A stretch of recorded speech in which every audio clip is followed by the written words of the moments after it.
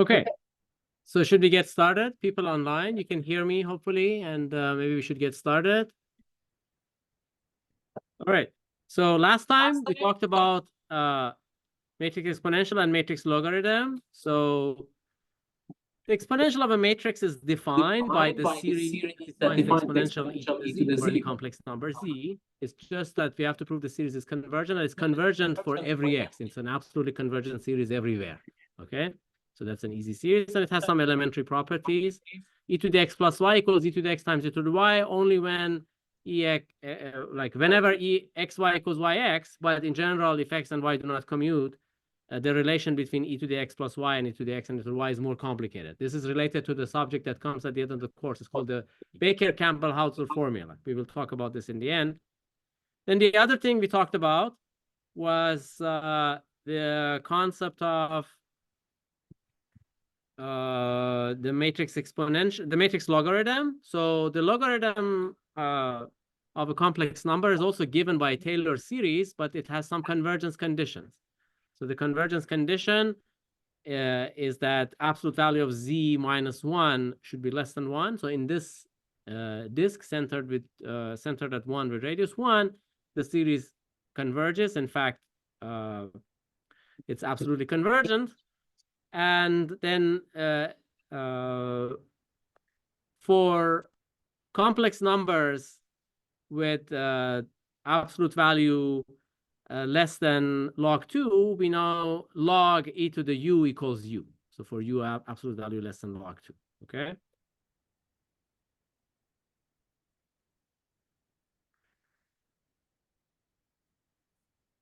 And then we went on to try to define the logarithm of a matrix. Again, we have to have some convergence condition. And so last time I gave this formula, Simon just noticed that I had an extra m in the denominator. So it's just a series for the log of a number with the number replaced by matrix. Oops, did I switch pages incidentally? Okay, so I have to go at the end of this page. Sorry about that. All right, so this is the series that defines the logarithm. And it has, we know that it's absolutely convergent, just like before with absolute value of like the Hermitian, the Hilbert-Schmidt norm of a minus I less than 1. Just the same norm condition as before, but this time we use the Hilbert-Schmidt norm of matrices because of the multiplicative property of the Hilbert-Schmidt norm. That's the reason why we use it. But it's also a meaningful series. It's convergent because it has only finitely many terms when a minus I is a nilpotent matrix, because then you see that the series here has only finitely many terms, okay? Now, just like the relation between exponent log for complex numbers, we want some result that connects exponent log for matrices, like exponent log being inverse to each other. And we need some precision for that in terms of the radius where this holds and so on, because we want to use this in practice to prove things. We can't just use this holds for arbitrary matrices. So that's the first purpose of today, which I'd like to do. So maybe before doing that, though, I need some result from linear algebra. So this is so I just stated as a remark that given, so for any n by n matrix with complex entries and every eigenvalue of this matrix,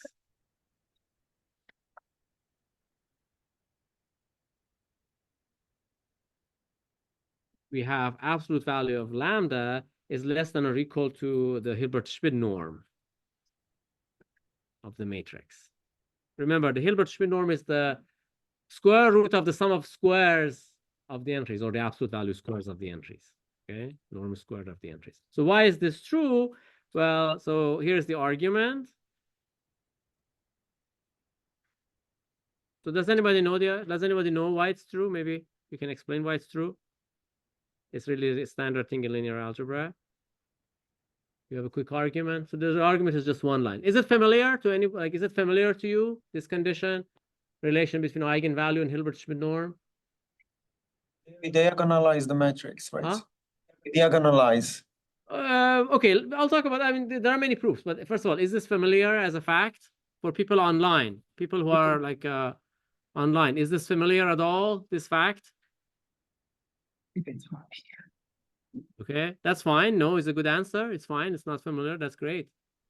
Because now I can talk about the proof of it. If everybody knew about like what it is, and it was a bit redundant to talk about the proof. Okay, what's the proof? The proof is just one line. So suppose that we have an eigenvector, so xv equals lambda v, and the vector is of norm 1, the usual Euclidean norm is 1. So then what you can do is you can write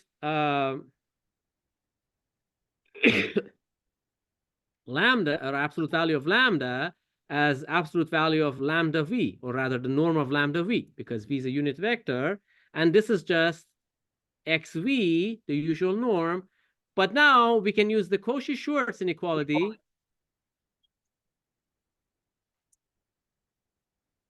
to see that this is less than or equal to the Hilbert-Schmidt norm of this matrix times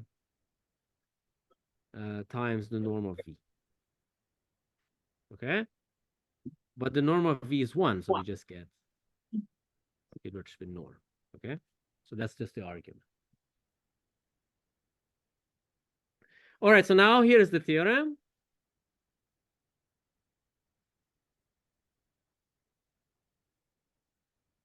First, so the map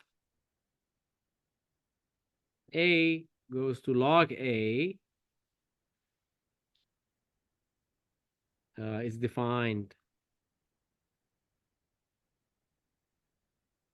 and continuous, even analytic, on the set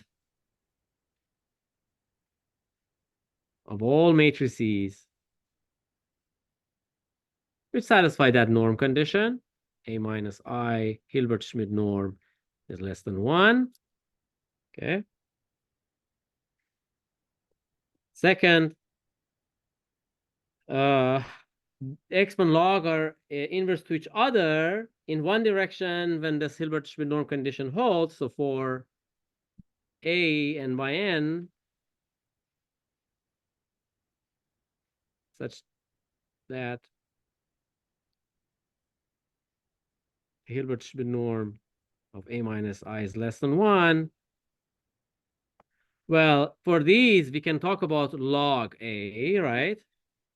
The log makes sense by the first part. And now we can always do exponential. And the claim is that this is equal to A. And the third part, you want to have another like inverse in the other direction, log of e to the A. But for that, we have another condition on A. Just like the case of like a log in one variable, the condition would be norm less than log 2. So for A, I don't know, I wrote x here. Maybe I just use x here. Oops. In M and C, such that the Hilbert-Schmidt norm of x is less than log 2. Is there some kind of unpleasant echo? Yeah. Okay. So, but people online, you can still hear me. If you can't hear me, hopefully you can let me know. That will be all right. Let's see what happened. All right, that was a no. Okay. Can you hear me online? I just reduced the volume here. Just say a yes if you can. Okay, perfect. Thank you. Thank you, Spencer. All right. So now for such x's, we have e to the x minus 1 has Hilbert-Schmidt norm less than 1. Something similar like the condition for the usual log we had last time. And log e to the x. E to the x is always defined. Now, this condition guarantees that the log can be defined and it's equal to x. All right. Okay, so let's talk about the proofs. The proofs was fairly like straightforward. Maybe I just like spent some time anyway explaining them. So first of all, how do we know the series is like, how do we know the log is defined and like the series is defined and it gives a continuous map? Well, the argument is just like the exponential. Remember, for the exponential, we just looked at the tail of the series and we showed that this tail goes to 0 in absolute value, and that was enough for convergence. So we do the same thing. So this follows from some absolute convergence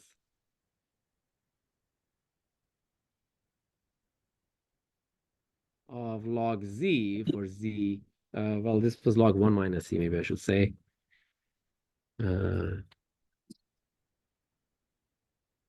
Well, actually log z, sorry. So in like we expanded that around 1, okay? For z and c. Okay, similar to the argument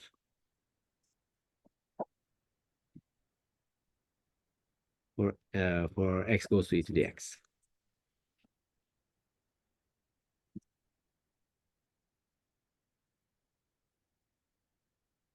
So maybe I should okay, so the book strictly speaking has this the continuous, but really it is even true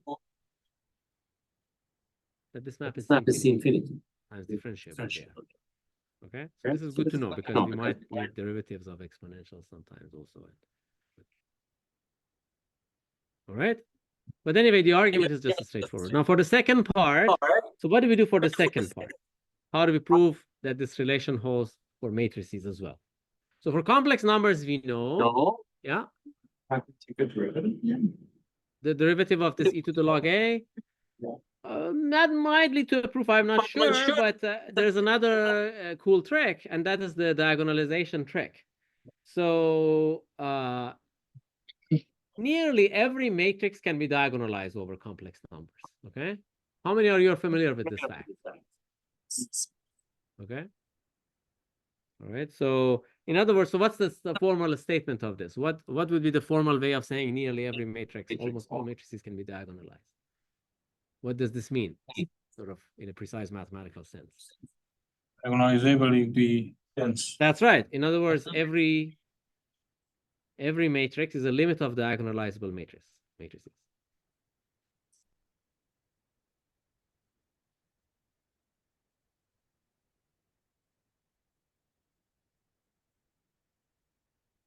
Okay, so I have a couple of responses here or something in here. I have to check on the chat. Okay, all right. Okay, so now we know that so when we look at the two parts, like the two sides of part 2, well, we have a continuous maps. The identity is continuous, and now e to the log a is a composition of continuous things. So it's enough to prove this assertion holds on a dense set of matrices. So it's enough to prove this for diagonalizable matrices. But both exp and log commute with conjugation, right?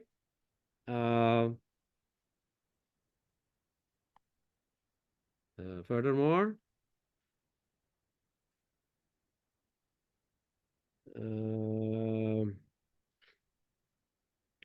well, here we have to be a little bit careful because if when you conjugate this z minus I, the convergence condition might fail. But so we have to be a little bit careful. So let's just try to like, okay, so then maybe I should say, so now we prove this assertion. Now we prove the assertion. The equality e to the log a equals a for diagonalizable a. So in this case,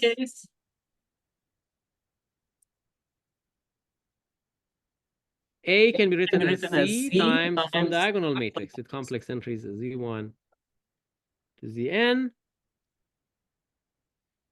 Okay. Times the inverse. And this means that if I do A minus I to the power M, then I get C times Z1 minus 1 to the M, Zn minus 1 to the M.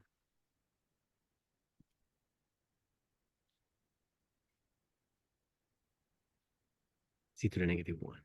Okay, so now if I write the log series, I see a log series for the diagonal entries. But why does it converge? That's because of this condition on A, because I know the eigenvalues are also bounded by 1. So since the norm here is less than 1, from the remark, it follows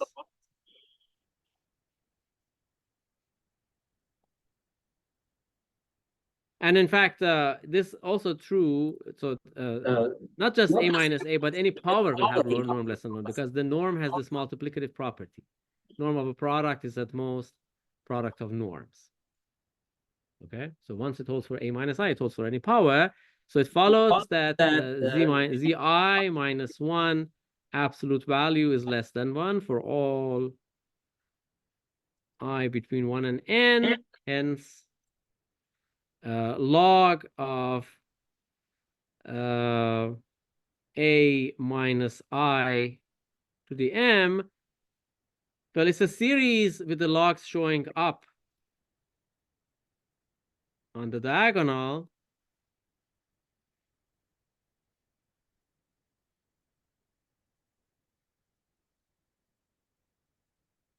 Sorry, I just have the logs, not the I minus 1.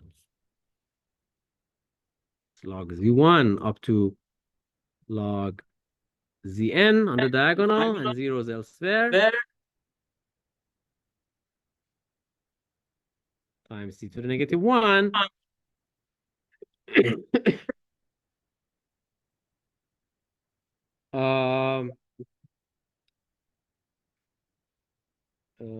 Right. And now, what about e to the log a? Sorry, I wrote this incorrectly. So here I meant the series. So I meant the series. So it's like minus 1 to the m plus 1 divided by m.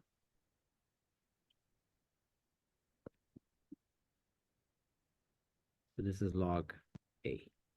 Okay, so that's what I meant. So log a is given by this series, and now these powers, they all look like this. Power of a conjugate is conjugate of powers, but then in the diagonal entries, you just get the series for the log of the zi's and so on.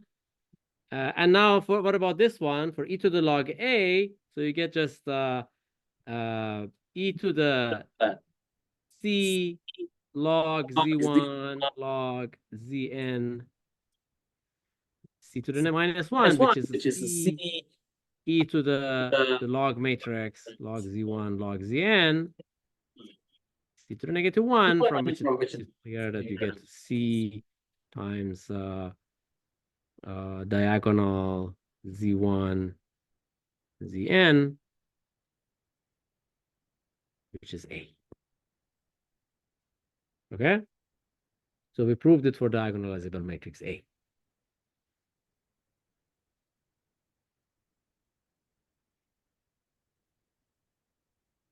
All right, any questions? And now what about the third part? So we want to show for the third part that if x satisfies this norm condition, then we have this norm condition, and therefore, like, the left-hand side is defined, and we have equality. All right. So again, it's the same technique. The only thing is to note that, so maybe I should say as in the case of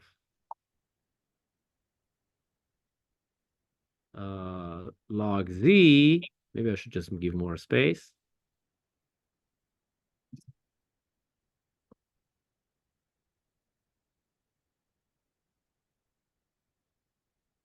We can prove the bound just by writing this exponential series and noting that e to the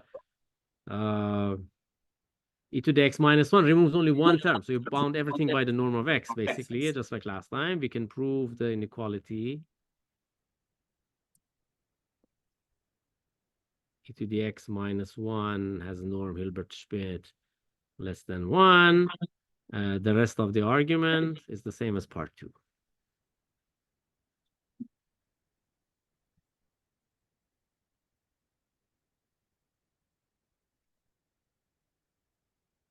You first prove this for the diagonalizable matrices, and then use convergence.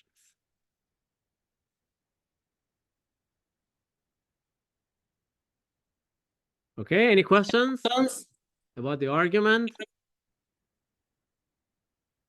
Or about the statement itself?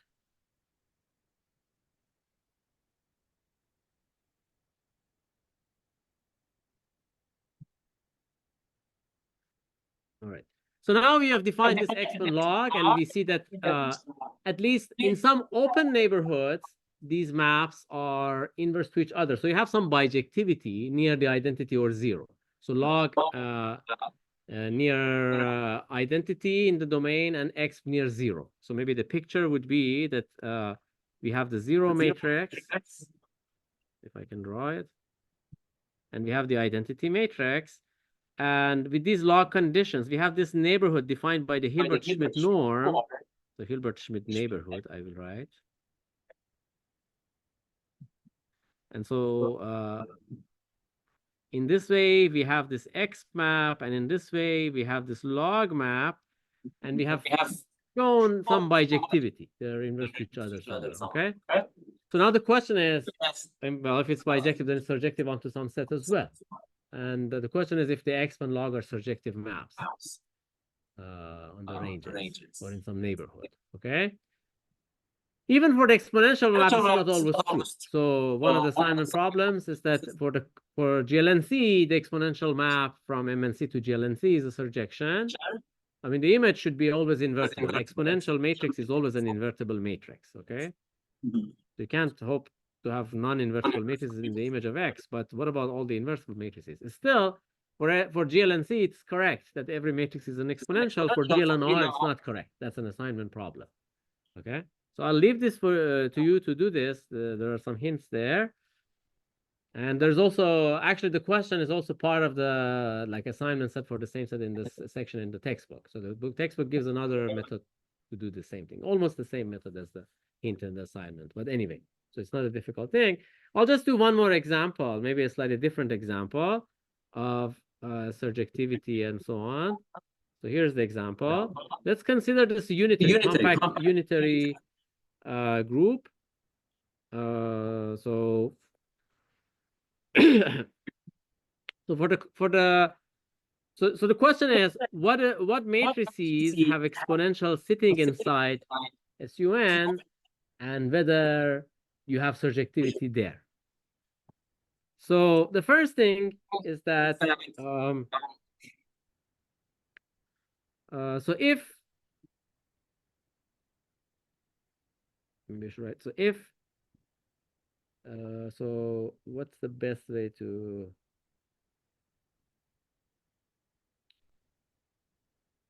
okay, so maybe I should start with defining the set, which is the domain. So let us define this SUN, and this is a font which is sometimes called the Fraktur font, and LaTeX is MathFrak. And we haven't gotten to Lie algebras yet, but it's really a Lie algebra, whatever it means. For the moment, it's a subspace that I'm defining, but it has some other properties that will come up in this course later on. So this is the set of matrices, n by n complex, such that x plus x star is 0. And now, the first claim is that the exponential map maps SUN into SUN, where, recall, so I forgot one condition. When I talk about SUN, I should also add that trace is 0.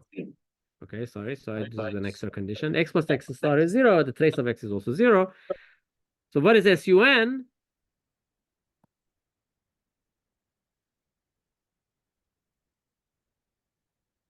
It's the set of n by n matrices which are unitary and have determinant 1. Maybe I just write it as a matrix in GLNC.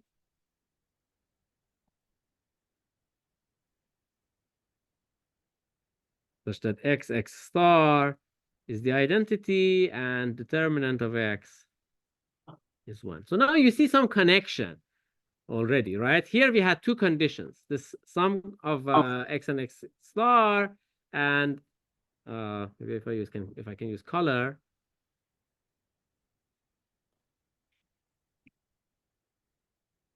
So we have this condition and we have this trace condition. And the first condition resembles this one. Second condition resembles this one. And there's actually a very close connection. Okay? So what are the connections?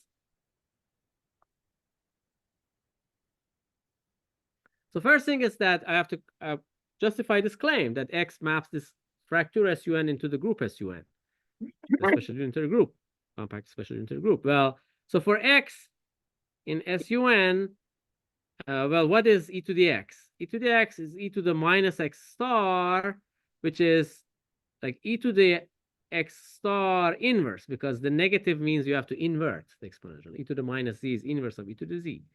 But then e to the X star is just e to the X quantity star. Okay, so now what you see is that if you take e to the X, you do the star and invert it, you get e to the X. So this means e to the X is unitary. Yeah.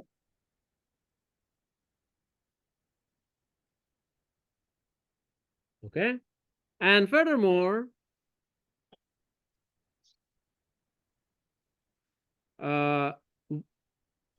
so e to the power trace X is the determinant of e to the X. So the determinant of exponential is e to the power trace X.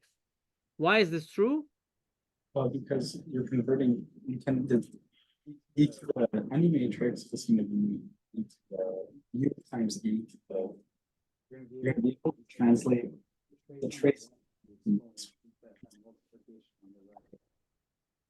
More or less, maybe an easier argument. Check it. Okay, so what's the argument? So okay, what is the determinant of e to the X? So do you have, what do you want to do with this? So you want to write the series, or what do you want to do? You can analyze X. Okay, that's great. So if you first, so again, you prove this for diagonalizable and then extend to diagonal. Okay, so this is true for diagonal, hence diagonalizable, and hence all matrices. This is the proof, right? For diagonal, it's trivial, because like you have this e to the z1 up to e to the zn. The determinant is e to the power sigma zi, which is the trace of the X, okay? So for diagonal, it's trivial. And then for diagonalizable, the point is that exponential and conjugation commute, and trace and conjugation commute. And for everything, it's just because the diagonalizable guys are dense and both sides are continuous, okay? So now what is the consequence here? So this means determinant of e to the X is e to the trace X, which is 0 when X comes from SUN. E to the, I'm sorry, e to the 0, sorry, I got carried away. So this is e to the 0, which is 1. Okay, so I just verified that this exponential map on matrices maps this SUN, the subspace of skew-Hermitian matrices, matrices which with trace 0, matrices which are X plus X star equals 0 and trace is 0, it maps it into the group SUN. Okay, and now the claim is that indeed this map is a surjection.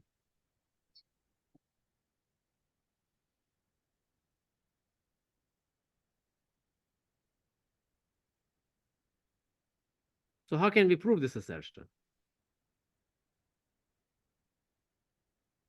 People online, any suggestion? How can we prove? People here? How can you prove such a thing? So it's all playing at matrix analysis, right? In matrix things.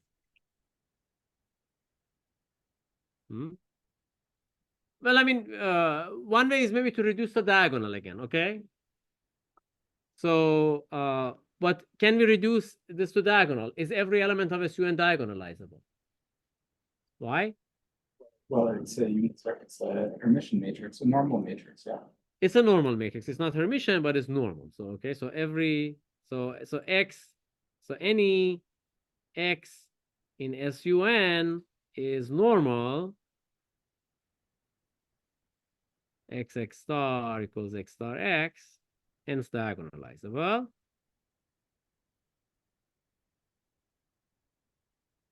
So now I'd like to show that X is in the image of the exponential map. But first I write this as In fact, it's diagonalizable by some unitary, okay? So this is like, by some u in un, right? This is like linear algebra again. I'm not using something outside linear algebra, okay?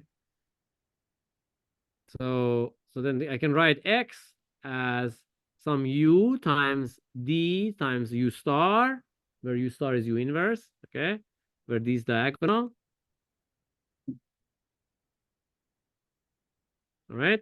So now if e to the d, so if d is e to the something, so if d is e to the, say, I don't know, maybe e, then x is e to the u star, just because exponential and conjugation commute. This is conjugation with the unitary u, okay?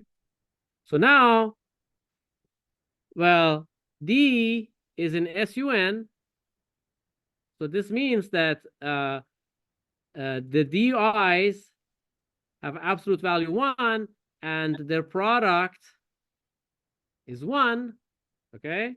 So if you write the di's as e to the square root of -1 theta I, then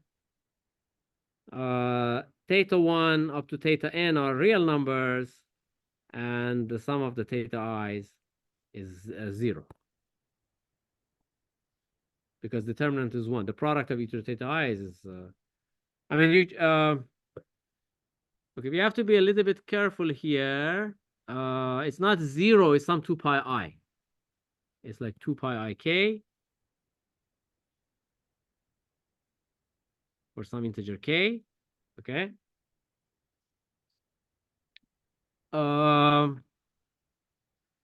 And indeed, we can assume that it's 0 because we could move the shift to one of the theta i's, okay? We could also assume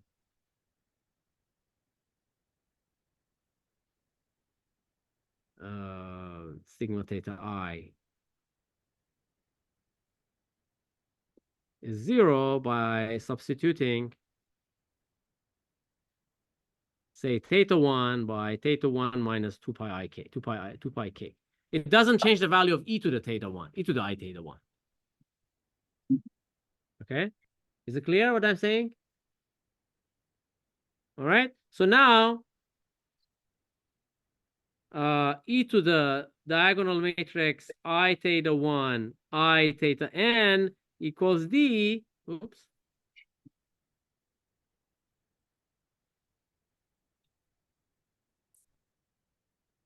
And this matrix I theta 1, I theta n belongs to SUN. Its school Hermitian, x plus x star is 0, and its trace is 0.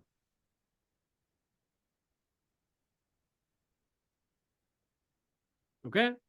Everybody following me? People online, people in the room? Everybody, yeah? What does that say? If di equals e to the -1 theta I? Where? I means the index in one of those. Here? Theta I, like theta index I in the exponent there, right? That's theta sub I, right? This is for I between 1 and n, right?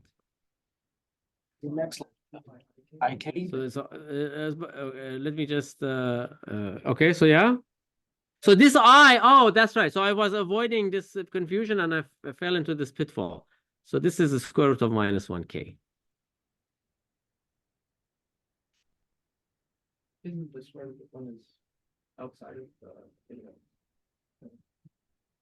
Well, okay, so the product of the di's is 1. So what do we have as the product of the di's? We have e to the power square root of -1 times theta 1 plus theta n. Okay, and that's supposed to be 1. But now we have this magic formula, e to the power 2 pi I equals 1. Okay, and we know that the only thetas for which this is 1 is that theta is an integer. Right? So I like took out the factor of 2 pi basically. So the only way this can hold is that this sum theta 1 plus theta n is 2 pi times, pardon? I think this I was actually redundant. You're totally right. So maybe I didn't need that. Okay. Yeah. The I was already in the exponent. Okay, yeah. Okay, but this is correct, I think. Everybody following? All is good? Let me see if there are any questions from like people online. Any questions? Everybody happy? Yes. Correspondence. I don't know what is called the Lie correspondence, but this is the correspondence between the Lie group and the Lie algebra, but in this special case. But this is somewhat stronger because here we see the x was surjective. But what we really usually care about is x being surjective only locally. In fact, being a bijection only locally. That's mostly enough most of the time. And that's what is true most of the time. You can't expect surjectivity like this one. Okay. As this example in the assignment shows you, even for GLNR, it's false. Right. Okay, but that doesn't mean GLNR is a bad guy. Okay. It just means that this surjectivity is really not really important. It's occasionally important in the case of nilpotent Lie groups, and there's maybe a family of solvable Lie groups. They're called exponential. And it's the family of groups for which the exponential map gives a bijection onto the whole group. And there are some consequences of that, but that's just, I mean, okay, it's not a, it's just, it's important, but it's not the, it's, I mean, yeah, it's not everything.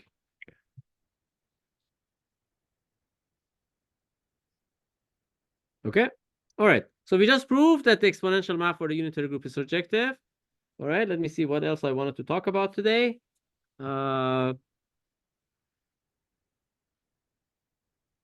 Okay. So now maybe actually it's okay. It kind of comes up all of a sudden. I don't realize that I want to explain this too. So, okay. So here is another fact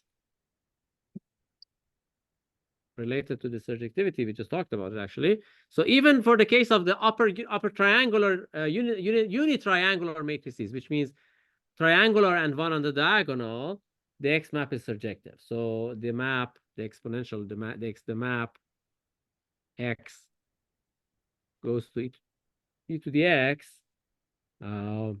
is a surjection from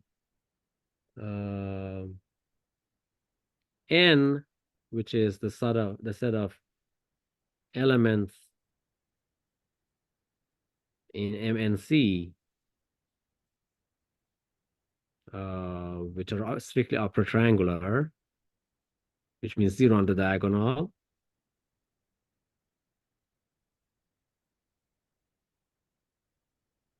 onto, so maybe I should change my notation from the one I have in the notes. Maybe I should use this Fraktur N German font. If you've seen, I don't know, nowadays you can buy a German beer, I don't know, like beer at least with German labels at grocery stores, Leffe or whatever. Oh, Name a beer with German name. I mean, something like Leffe is Belgian. Okay, all right. Okay, I'm not an expert in beer, but okay. What can you see in Farm Boy or wherever you go for? Like, huh? Sauerkraut is not beer, I suppose. Okay, but anyway, you're familiar with this font on beer. Just check out the next, like next door LCBO to see this font. people get the Reichstag in Berlin, the thunders in description. Yeah, in Germany, there's all over the place. You don't have to go to Reichstag. Just go again to the next door grocery store. You see that. So. All right. So, all right. So now what's the set that's surjective? 1, 2. So this you can describe as I plus N. Just add identity to these matrices, which is the set of matrices of the form 1, 1, 1, 1 here, 0, and arbitrary here.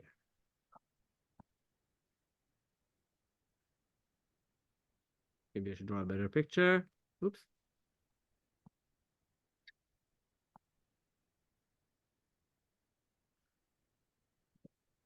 All right, something went wrong. Ah.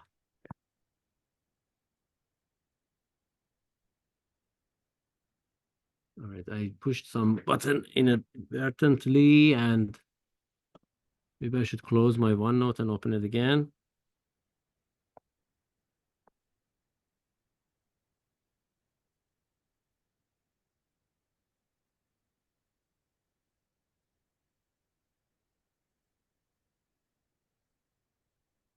Okay, so hopefully it's fixed now. All right, so this is the set of matrices which look like 1, 1, 1 on the diagonal, zeros here, and arbitrary here.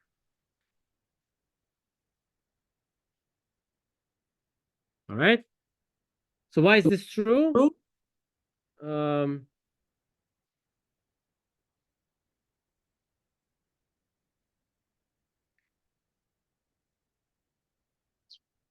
Okay, why is this surjection? Why is this a surjection?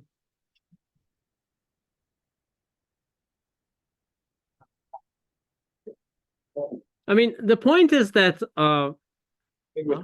Like you take the Jordan canonical form, so you have d plus n, and then you're always going to get a 1, right? And then you can just add whatever you want onto the tail of that. right, but then passing to the Jordan form, you need some conjugation by something which is not triangular, so that's a little bit tricky. But okay, maybe at least I can explain what happens. Maybe I just don't want to get into the details of this, maybe. But anyway, so for a Jordan form matrix, pardon? It's a certain concept like normal f, right? Right, but okay, so maybe okay. Now okay. So let me give a better argument. I just realized I forgot the argument, and now I remember the argument. So the point is that so for x of the form I plus say a, where a is in n, we have this, so log I plus a, so log I plus a is well defined, okay?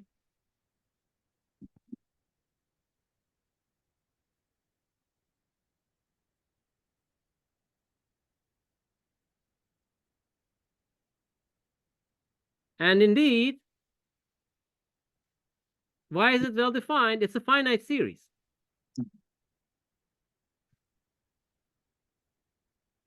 So now the relation e to the log I plus a equals I plus a, this one holds and doesn't need any conversion.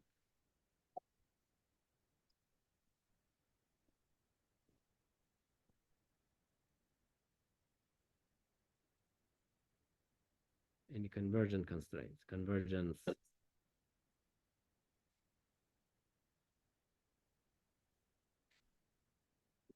Okay, so surjectivity is just from that. You just like log of this I plus a, some expression in terms of a, some finite sum in terms of a, and e to the power that will give you I plus a.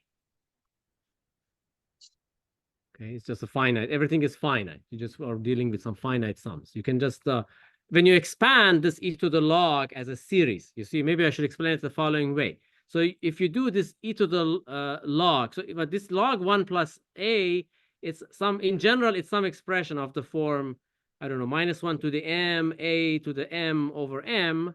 And now you could do the exponential of this, which means that you just plug it into the exponential formula. This is 1 plus this quantity, which is this summation, -1 to the m, a to the m over m, plus this quantity squared divided by 2 factorial and so on. Now you expand this, it's somehow at the superficial level, this is an infinite sum. But really, anytime you have some power of like a to the power k, where k is bigger than n, which is the nilpotence of a, you actually get 0.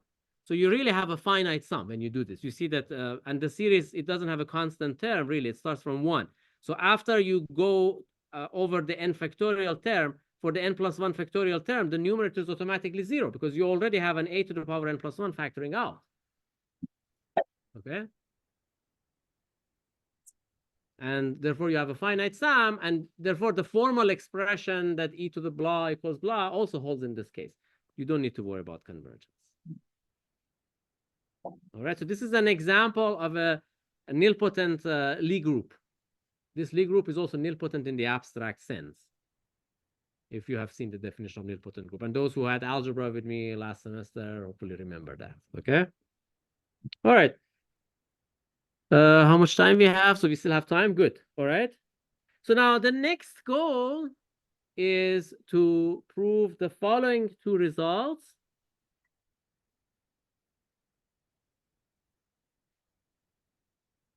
Which are of significant importance in lead theory, but also beyond lead theory, in perturbation theory and applied analysis and so on. So what are these results?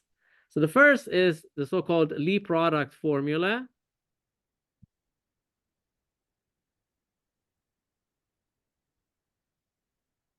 Which states the following. It's just some fact about matrices or the exponential of a sum of matrices, but it will have applications in Lie theory, as we will see in understanding Lie groups and so on. So so the statement is that for x and y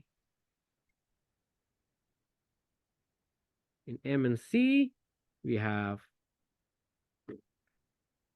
e to the power x plus y equals the limit as n goes to infinity of e to the x over n, e to the y over n to the power n.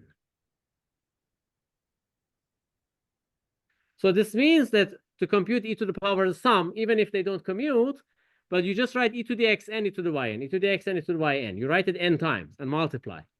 And as n goes to infinity in the limit, you get e to the x plus y. And the second fact is the commutator formula.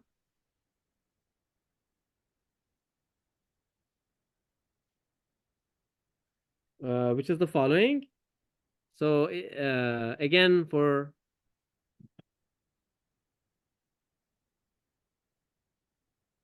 n by n matrices x and y,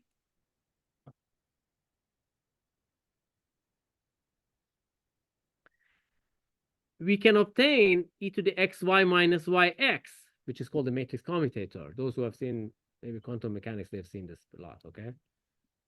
We can describe this in terms of some limit of product. So this is the limit as n goes to infinity of e to the x over n, e to the y over n, e to the minus x over n, e to the minus y over n, to the power n squared. This time, what you see here really is a group commutator of the form GH, G inverse, H inverse. What you use to define the commutator subgroup. But this time you have to raise it to the power n squared. So that's what we want to prove. The key idea is an estimate for the logarithm, which I'm going to give shortly. Any questions about this statement? Everybody happy with the statement? Is it clear? People online? Any questions, comments, concerns? People in this room? Objections, reservations?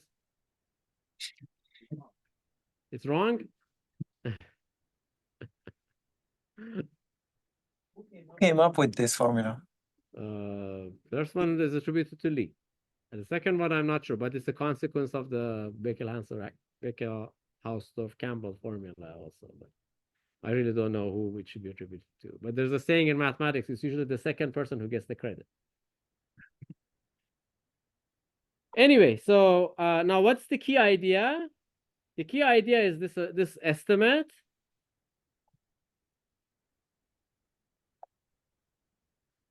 So maybe I just write key idea. That there exists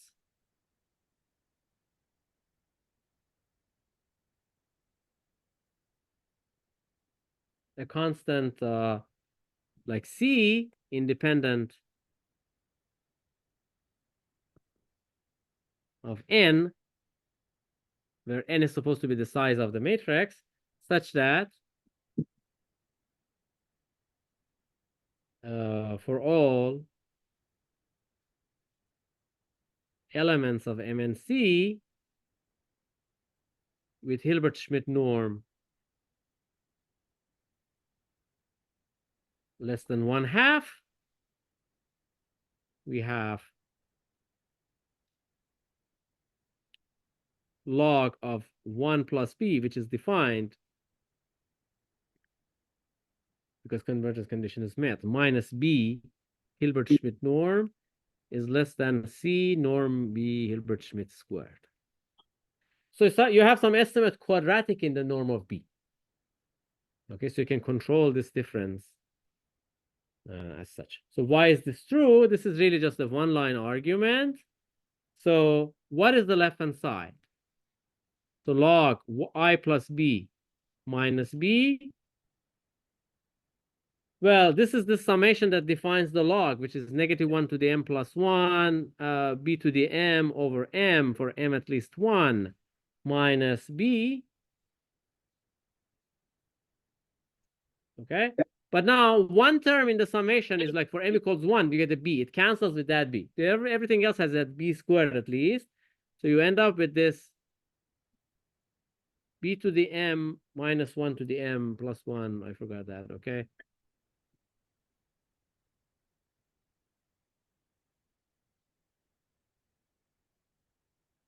M at least 2 Hilbert-Schmidt. And now, remember, Hilbert-Schmidt norm of b is at least 1/2. From each term, I can factor out a b squared, and then there's something else that's left. And then use the multiplicative and additive properties of this Hilbert-Schmidt norm. So I get the Hilbert-Schmidt norm of b squared times, well, this summation, starting as before, m goes from 2 to infinity, but now we have the norm of this b to the power m minus 2, which is at most 1/2 to the m minus 2. And eventually I have to divide by m. And now this is some convergent series.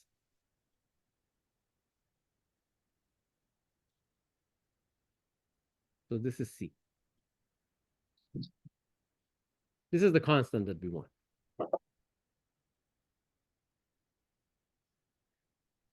I mean, yeah, I mean, you could divide the constant by 2 if you. This is like not strict, but here it's a strict. Divide the constant by 2. I mean, this is, I don't. This is like 2C. Right? Any questions about this proof? All right. So now we want to prove those formulas.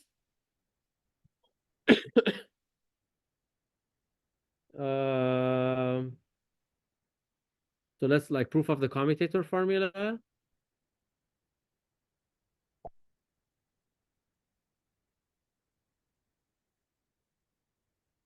That was about e to the x plus y. Let's go back. I'm not trying to prove this commutator, I'm sorry, the Lie product formula. I got carried away. So the first one is called the Lie product formula. So, okay, the proof of the Lie product. Let's do this one first. This is slightly easier. Okay, so it's the first one I want to prove. Okay.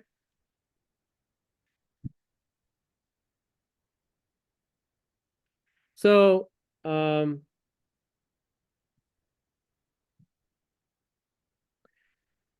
let's look at e to the x over m. So what is this? This is 1 plus x over m plus x squared, x over m squared divided by 2 factorial. Or maybe x over m squared, okay, divided by 2 factorial, plus some other terms. And what we can do is we can look at these terms. This is really a series which, like, with terms that are going to 0 extremely fast. Like, what is the mth term here? You have x over m, maybe, okay, the kth term is like this, divided by k factorial, but you could say this is really going faster even than 2 to the k. So the sum of these terms, and because, so if you assume that x over m has norm less than 1, so if norm x over m is less than 1, then this tail of the series can be controlled by x squared over m squared times some constant. So I write this in the following way: x over m plus O of 1 over m squared. So what does this mean? Strictly speaking, this means it is equal to some, maybe it's like x of m divided by m squared, where the norm of xm is less than some independent constant.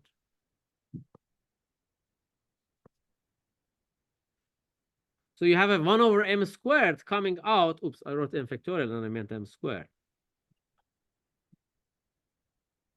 So you have 1 over m squared times some matrix with bounded norm, independent of the choice of m and everything. Okay. It will depend on the choice of x, but the norm will not. The norm will only be controlled by the norm of x over m, which is less than 1. Okay. So that's what this means. And now, so now let's look at this product. E to the x over m, e to the y over m. I have to raise this to mth power and take the limit and see that I get e to the x plus y. But why is that so? Well, this is like 1 plus x over m plus O of 1 over m squared.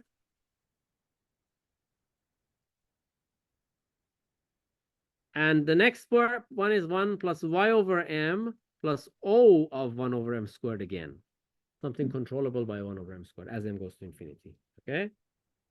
So I should maybe write this for, so if, maybe I should write if norm xm is less than 1 and norm ym is less than 1, then we have this, which when we expand, well, we can now expand. Okay, this is just 3 terms because this means something controllable in size. So I get 1 times 1, which plus x over m times 1, plus y over m, plus, well, I have xy over m squared. It's controllable by 1 over m squared, plus 1 over m squared times something else which is controllable. So I could write O of 1 over m squared again. Okay? And now,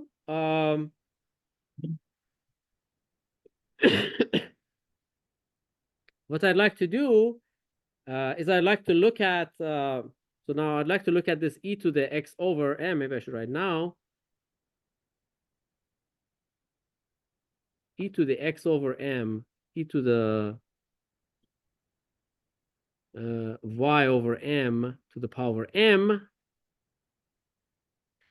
This is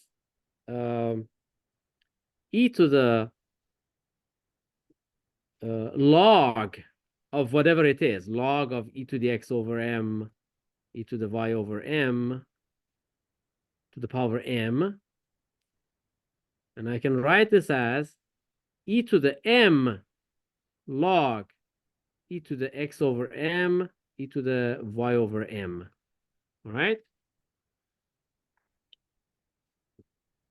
And we need to show, so from this interpretation, so we need to show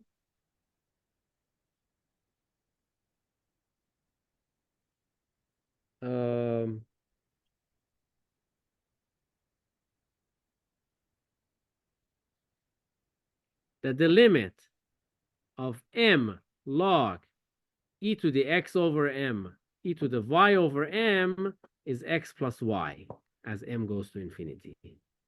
Okay? So this is better than that product which had like 2m terms. You see that 2m terms that were in the product, we had this exponent m. Now we have brought it down to something multiplied by this log thing. Now I have two like product of 2 matrices to worry about, which is much better. Okay? So now I also have this estimate for this e to the x over m, e to the y over m. I have this estimate. I can plug it in and I can use this estimate for the log to see what I get in the end. But now, so this log of e to the x over m, e to the y over m, it is, this is log of that quantity, which we just found. It's like 1 plus x over m plus y over m plus blah, blah, okay? 1 plus x over m plus y over m plus this O of 1 over m squared. Okay? So now that the estimate says you have log of 1 plus b, where b is controllable in size, minus b, it's controllable by like b squared norm. Okay? So let's apply that. So I'd like to choose, this is the b.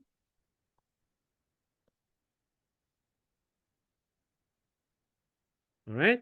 And note that as m goes to infinity, so as m goes to infinity,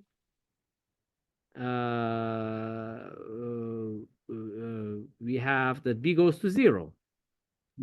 So that estimate applies. That estimate applies for large M. So that's for large M.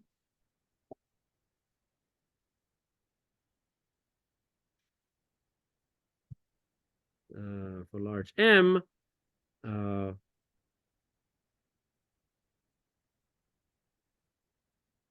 maybe I just call it star. Star equals x over m plus y over m plus something which is O of 1 over m squared plus this error. The error would be the norm of this b squared, right?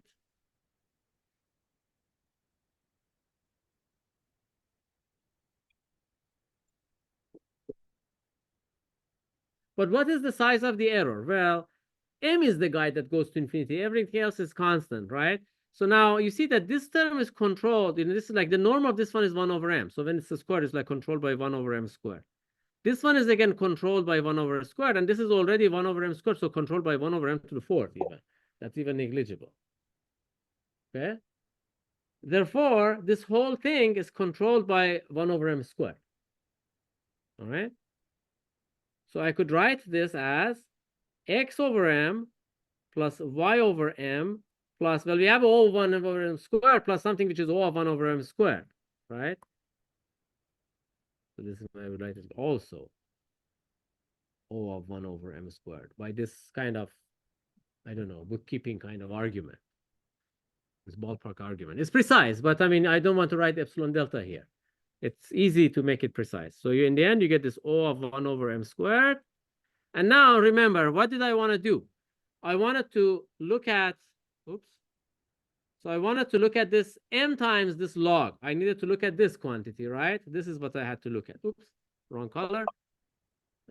This is what I wanted to look at, right? But I estimated the log. I have to multiply everything by m. Oops.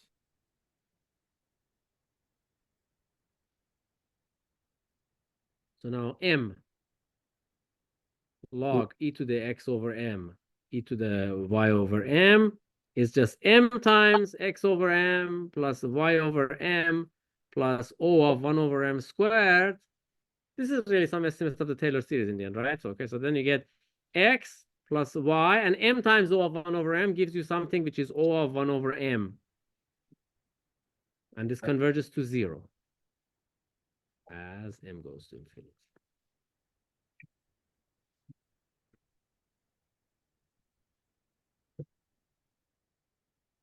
Okay? So let's just quickly review this argument. So the argument for this assertion that e to the x plus y is like limit of this product of e to the x over n, e to the y over n times. First, I took the log of both sides, so I get rid of this multiple, like this several terms. It became n times log of product of two things, okay?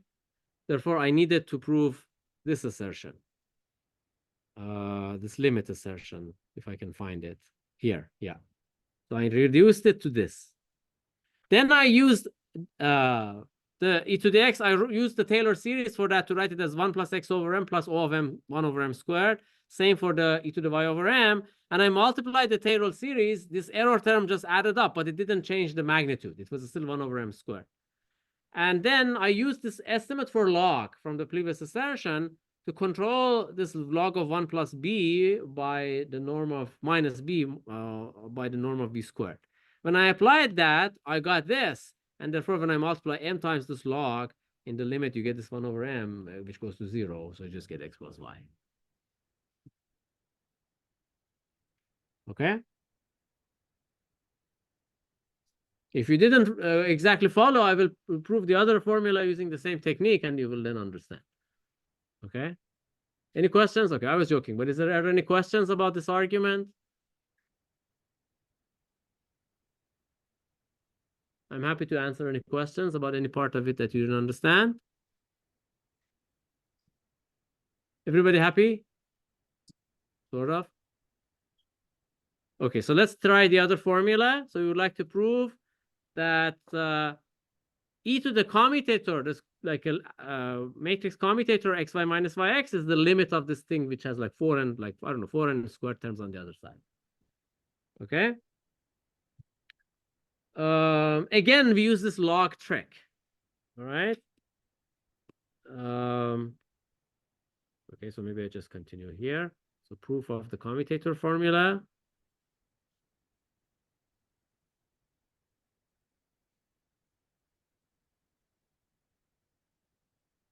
Okay, so by taking logs,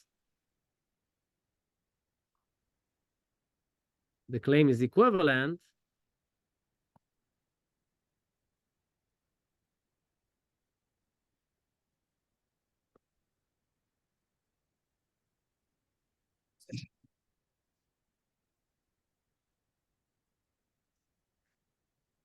To the following relation. So xy minus yx equals n squared limit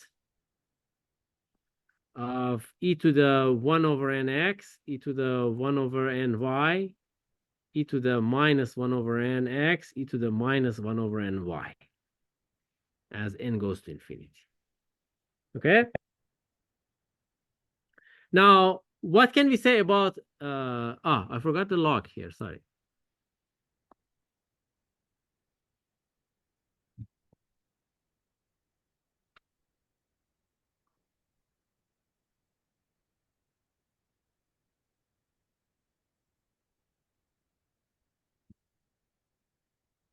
Okay? So now as n goes to infinity, okay, so we want to prove this, all right? So now I need to basically figure out how I can control this log of these 4 things, okay? But now I use the same estimate. So we have the same estimates. So we have the estimates. Like e to the x over n, it is 1 plus x over n plus O of 1 over n squared, and same for y. Oops, e to the y over n is 1 plus y over n plus this O of 1 over n squared. I want to plug these in, right? So then this log of this e to the x over n yn minus xn minus yn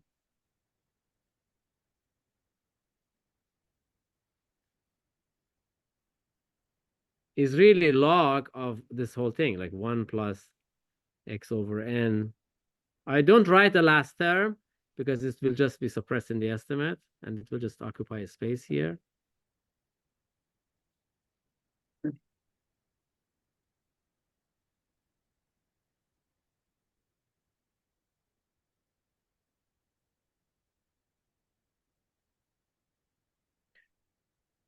So now I'll just expand and see what I get there.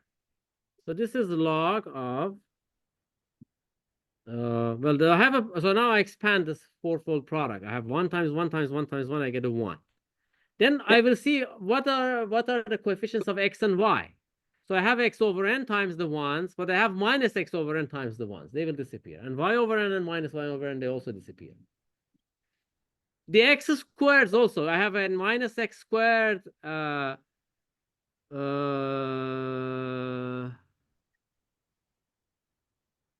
what about the x squares? Why do they disappear? Well, let me see.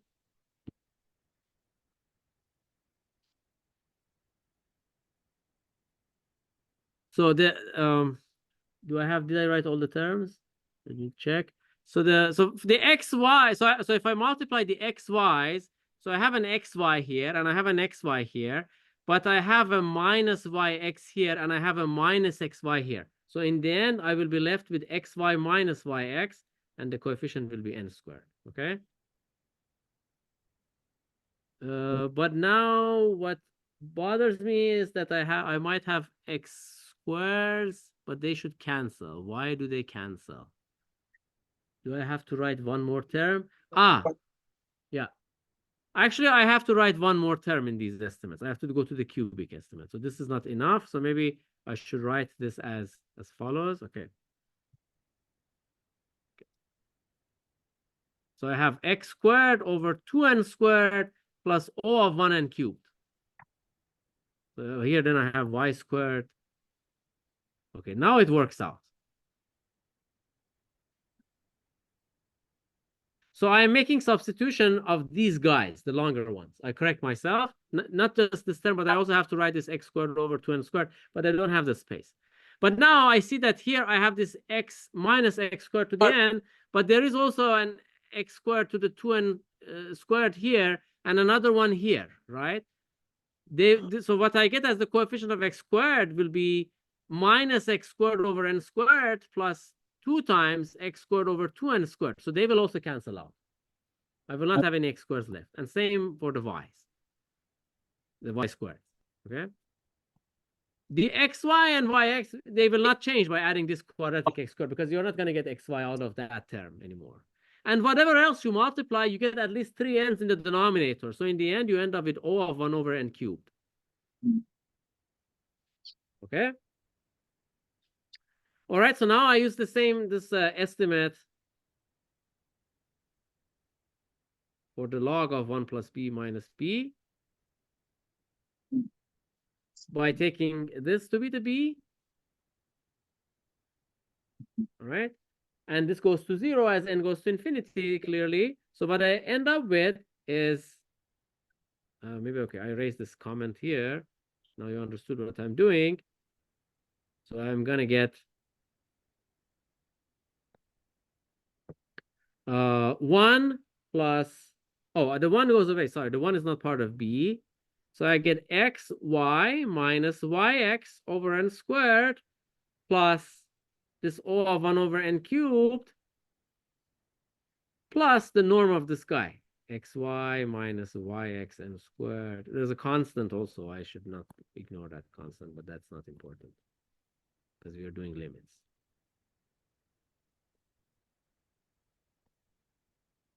Plus O of 1 over n cubed. And now you see that when squared, this guy will give you 1 over n to the 4 because it has n squared in the denominator. You have to square it. And this gives you 1 over n to the 6. And the product of the two terms will give you 1 over n to the 5.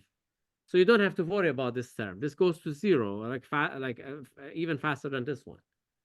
So in the end, so therefore, then you multiply everything by n squared. These other terms will not affect the limit. So n squared times this log thing, this log of e to the x over n, e to the y over n, e to the minus x over n, e to the minus y over n, equals n squared times xy minus yx over n squared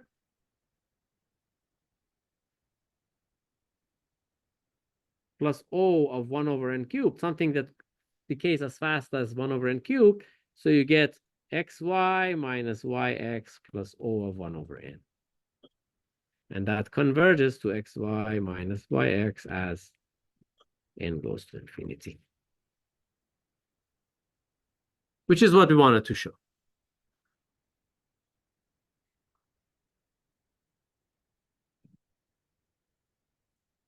Yeah. For some terms with the x square y and they also disappear. The y square. They will have a denominator n cubed. As long as we have a denominator n cubed, they are all in this O thing. You're talking about this level, right? As long as I have something with denominator n cubed, I don't need to worry what it is.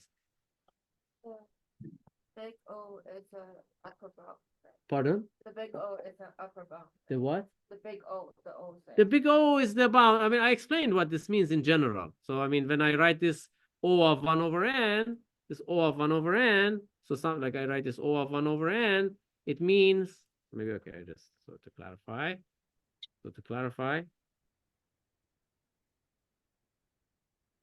O of 1 over n means something of the form